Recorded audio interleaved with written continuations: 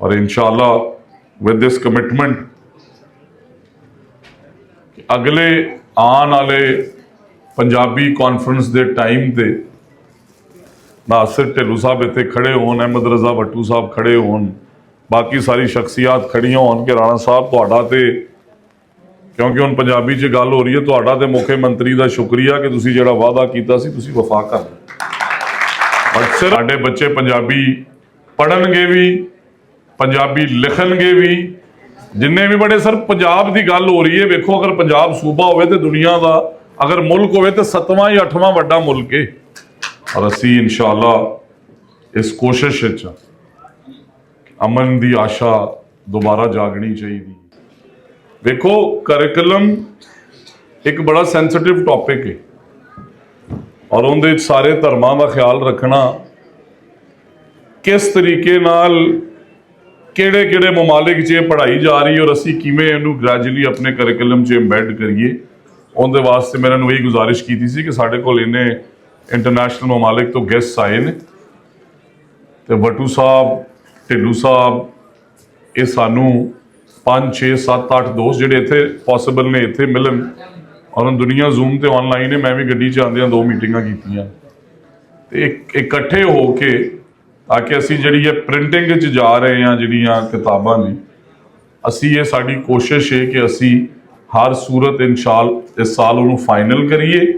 जिन्ने भी बड़े सर पंजाब की गल हो रही है, वेखो अगर पंजाब सूबा होवे तो दुनिया का अगर मुल्क होवे तो 7वां या 8वां वड्डा मुल्क है। पार्टीशन हुई 47 की, कितना जुल्म होया, दुनिया ने वेख्या, सब तो वड्डी मैस माइग्रेशन सी। पर तुसी ये वेखो कि धर्म च चंगे भैड़े लोग हर जगह होंदे ने।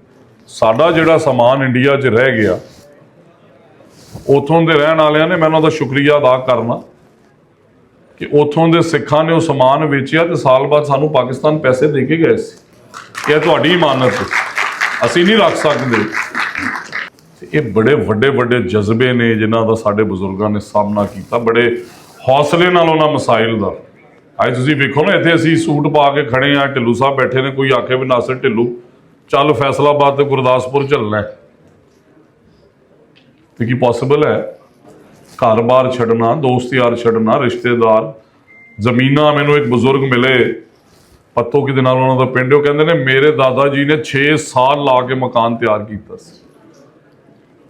तो रहन की वारी आई तो पार्टीशन आ गई तो बड़े परेशान हुए। तो उन्हें आखा यार दौलत है ना, फिर कमा लांगे, चलो पाकिस्तान चलीए सारे जो जाते पे ने। और उनका हौसला सी कि उस जमाने के अरबां करोड़ों रुपए छड्ड के आना। और असी इंशाअल्लाह इस कोशिश अमन की आशा दोबारा जागनी चाहिए। और इस कोशिश कि थ्रू पंजाबी लैंग्वेज असी अपनी आउटरीच भी इजाफा करिए। मैं फैसलाबाद के कई कॉलेज जानना जिते हुण भी कैनेडा और अमेरिका जो बैठे सिख साहबान स्कॉलरशिपां दे रहे हैं। तो इस अमल नूं पंजाबी प्रचार के जरिए दोबारा शुरू किया जा सकता और इंशाअल्लाह विद दिस कमिटमेंट अगले आने वाले पंजाबी कॉन्फ्रेंस के टाइम पे नासिर ढिल्लों साहब इतने खड़े होन, अहमद रजा भट्टू साहब खड़े होन, बाकी सारी शख्सियात खड़ियां होन कि राणा साहब तुहाडा ते क्योंकि हुण पंजाबी च गल हो रही है, तुहाडा ते मुख्यमंत्री का शुक्रिया कि तुसीं जिहड़ा वादा कीता सी तुसीं वफा कर। और सिर्फ एक रिक्वेस्ट कि ग्लोबल एक्सपर्ट्स और इत्थे जिथे जिथे पंजाबी, क्योंकि साढ़े को सबजैक्ट है पंजाबी, साढ़े को पंजाबी स्कूल्स च भी किसी जगह टीचर्स ने और यूनिवर्सिटीज़ च भी किसी ना किसी जगह पढ़ाई जा रही है। उन्होंने नाल बहने और पंजाबी के मनन वालियां नाल बहने और इंशाअल्लाह I would give it a timeline of 2 months, दिसंबर से जनवरी के एंड तक ये चीज़ां तैयार होनियां चाहिए ने। साडे बच्चे पंजाबी पढ़नगे भी, पंजाबी लिखणगे भी और आर्टिफिशियल इंटैलीजेंस पढ़ानी है तो जैमिनाई पंजाबी च आर्टिफिशियल इंटैलीजेंस पढ़ा रहे हैं गूगल का। टेक्नोलॉजी भी नाल इंबैड हो सकती है, कोई मुश्किल गल नहीं। और ग्लोबल लैंग्वेजेस भी पढ़ावांगे, असी ये नहीं कहते कि असी वो नहीं पढ़ावांगे।